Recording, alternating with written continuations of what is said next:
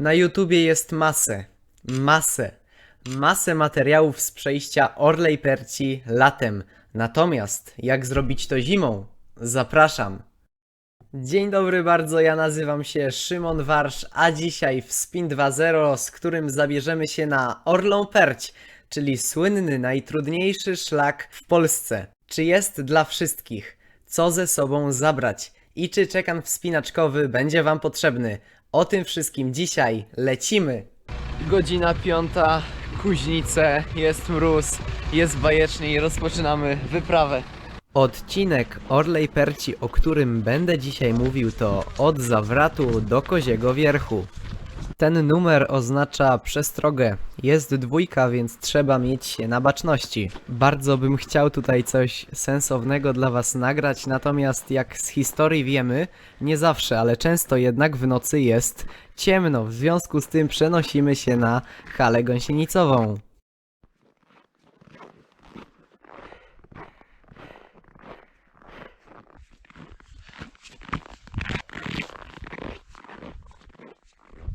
Grudzień, niestety, ale jest tym najkrótszym miesiącem w roku i trzeba mieć to na uwadze, gdy planujemy tatrzańskie wędrówki.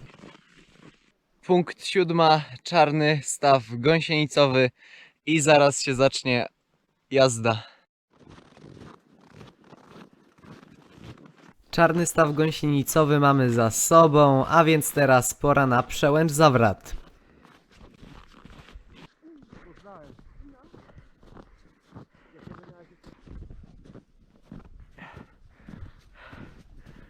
Zapowiada nam się piękny, zimowy, mroźny dzień. Ma być około minus 10 stopni, ale na szczęście nie ma wiać.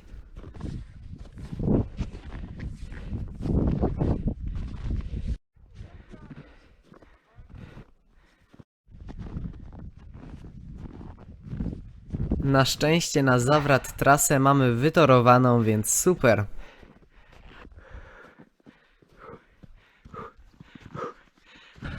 Z tego co widziałem z kamer, myślałem, że śniegu będzie nieco więcej.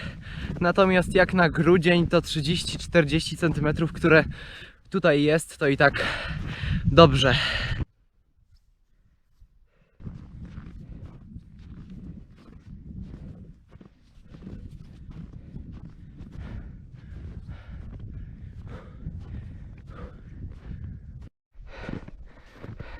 Patrzcie na to.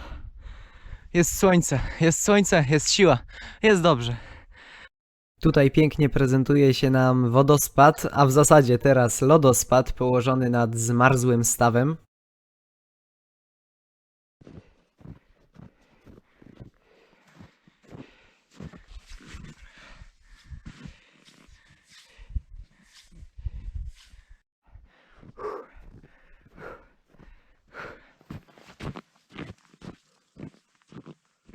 W tym momencie pozostała nam ostatnia, ale naprawdę długa prosta na Zawrat. Kto szedł zimą, ten wie, że ta prosta się ciągnie i ciągnie.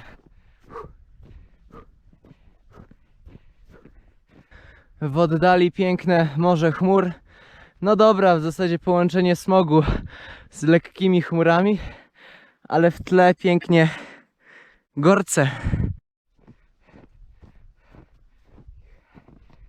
Podejście na Zawrat zimą charakteryzuje się tym, że idziemy ciągle żlebem, w ogóle nie zbaczamy na lewo, jak to ma miejsce w lecie. 30 metrów w pionie, więc 3, 2, 1.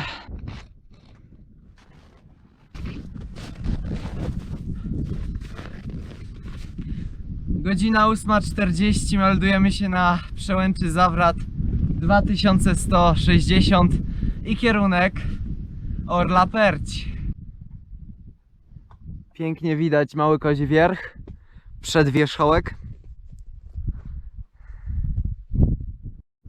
Na Zawracie spędziliśmy kilkanaście minut, pora na związanie się liną i lecimy na Orlą.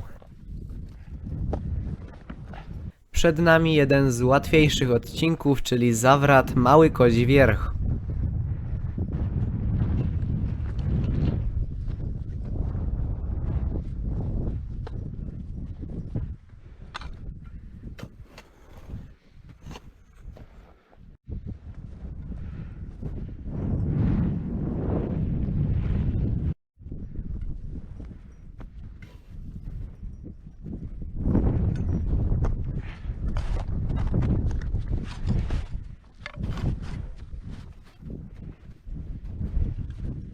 Na tym odcinku tylko jeden trudniejszy fragment z łańcuchami przed samym Małym Kozim Wierchem, ale pokonujemy go sprawnie i lecimy dalej.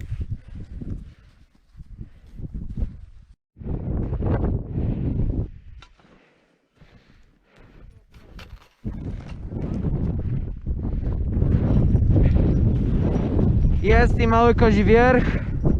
Mały Kozi Wierch osiągnięty, teraz pora na trawers zmarzłych czubów, który zaprowadzi nas do zmarzłej przełęczy.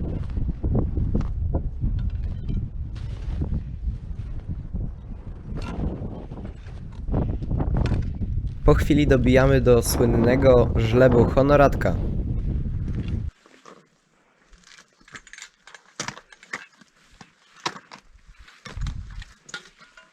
Normalnie wspinając się na asekuracji lotnej zakłada się przeloty, ale dzięki temu, że większość łańcuchów mamy jednak na powierzchni, to wpinamy tylko ekspres w koniec łańcucha. Tutaj będzie już dużo trudniej, wkraczamy poza tym na stronę północną, a więc śniegu też będzie więcej.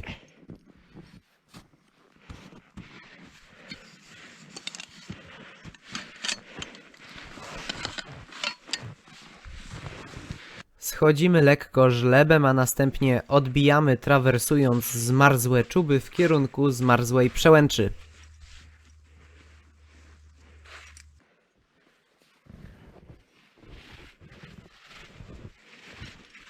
Robi się ciekawie, jak sami widzicie, zresztą nachylenie tutaj już jest dużo większe.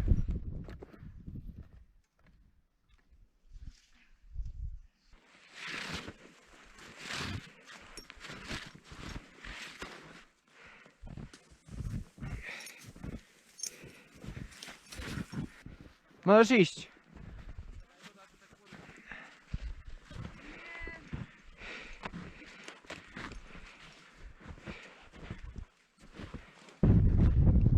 Dobijamy do grani, a więc zmarzła przełęcz tuż.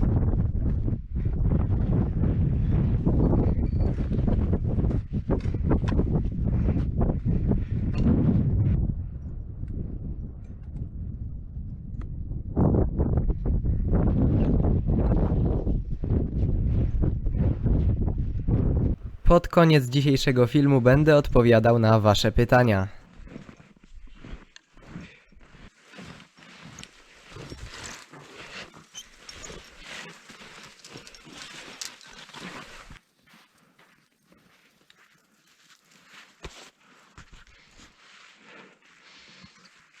Uważaj tutaj teraz, bo tutaj jest taki duży boczkiem, no.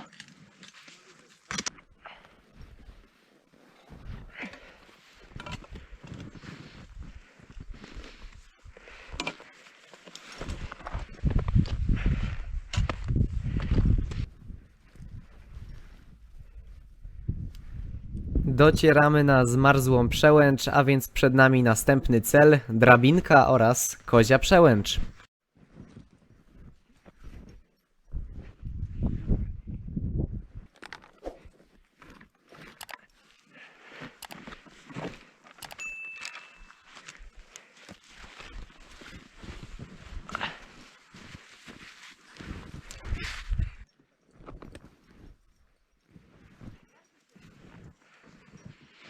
Tutaj bardzo przyjemne miejsce i dzięki temu, że klamry oraz łańcuchy w tym miejscu są odsłonięte, no to naprawdę z łatwością je pokonuję.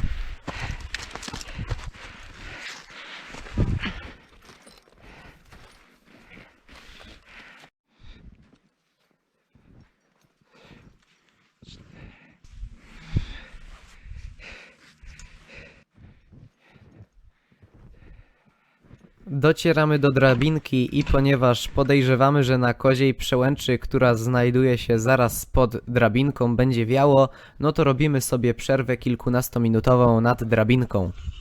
Godzina 11:17, jesteśmy już przy drabince na Orlej Perci, a to oznacza, że raptem moment i będziemy na koziej przełęczy.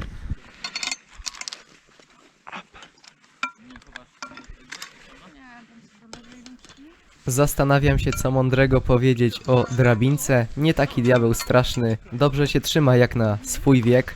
Można powiedzieć, że już jest kozia przełęcz, natomiast będzie jeszcze jedna niespodziewana sytuacja.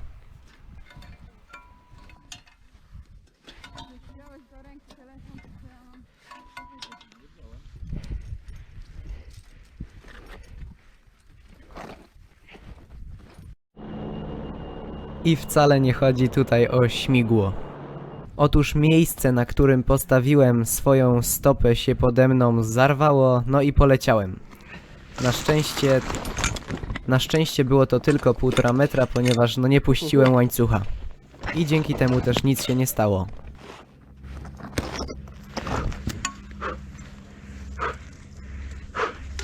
I takim właśnie lotniczym akcentem melduję się na Koziej Przełęczy.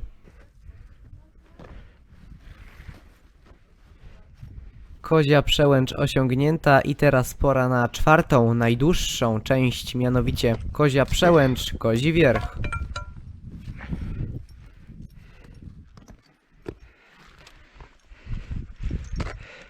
A na samym początku musimy się wdrapać na kozie czuby. Tutaj mamy typowe warunki mikstowe, w których jednak przeważa zazwyczaj śnieg lub lód, natomiast już za chwilę przejdziemy bardziej na stronę północną, a tam już będzie dużo mroźniej.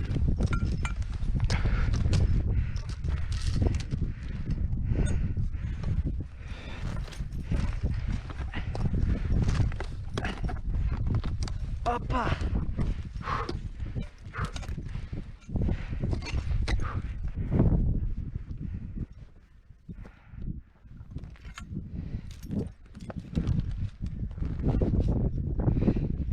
Możesz iść.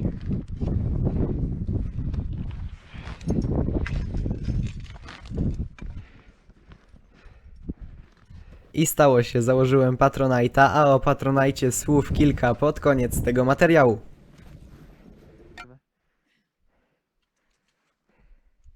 O właśnie, o tym mówiłem, tutaj już grubo na minusie i nic się nie topi.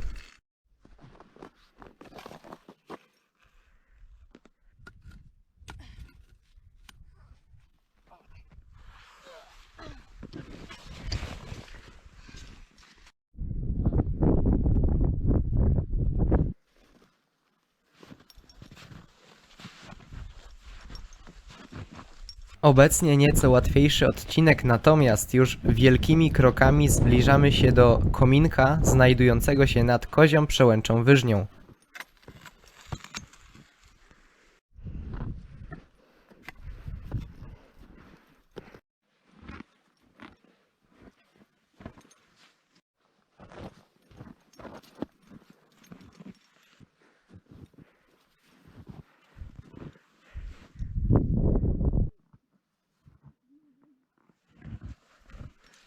Najwyższy punkt kozich czubów osiągnięty, teraz czeka nas trudne, eksponowane zejście kominkiem do Koziej Przełęczy Wyżniej, ale następnie dzida i ostatnia prosta na Kozi Wierch.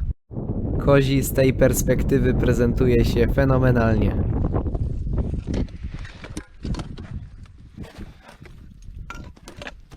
W naszym wypadku ten komin jest suchy, a co za tym idzie, jesteśmy na Koziej Przełęczy Wyżniej.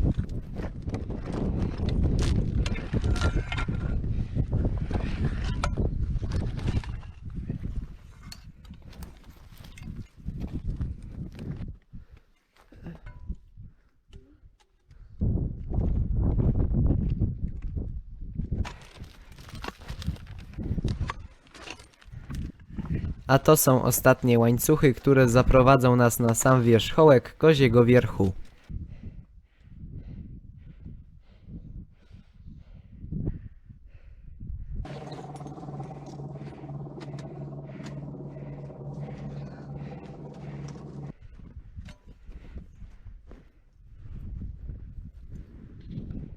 Godzina 13:40, meldujemy się na Kozim Wierchu 2291. No co tu dużo mówić, pogoda fenomenalna, wyprawa również jeszcze nieskończona, bo jeszcze planujemy zejść żlebem Kulczyńskiego aż do Hali Gąsienicowej. Taki był plan, natomiast ze względu na warunki Po południowej stronie śnieg był bardzo słabo związany i zdecydowaliśmy zejść do Doliny Pięciu Stawów. A teraz zapraszam Was na krótkie podsumowanie i moje odpowiedzi na Wasze pytania.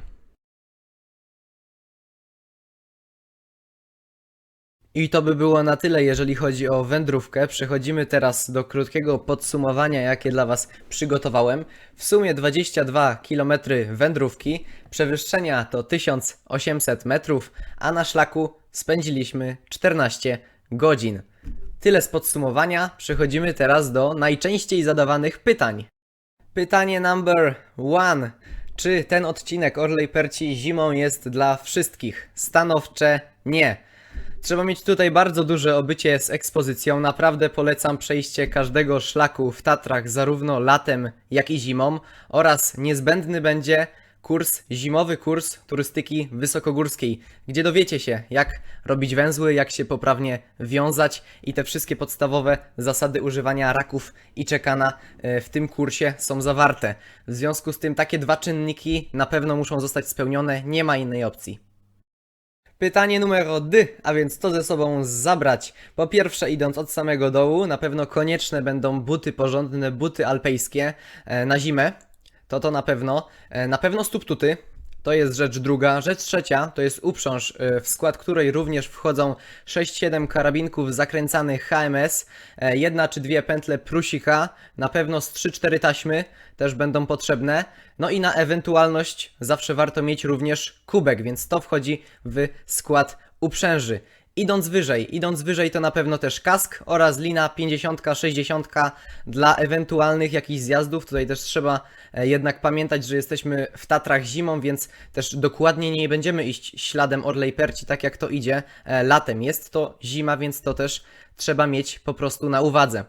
To by było na tyle, choć nie, jeszcze raki.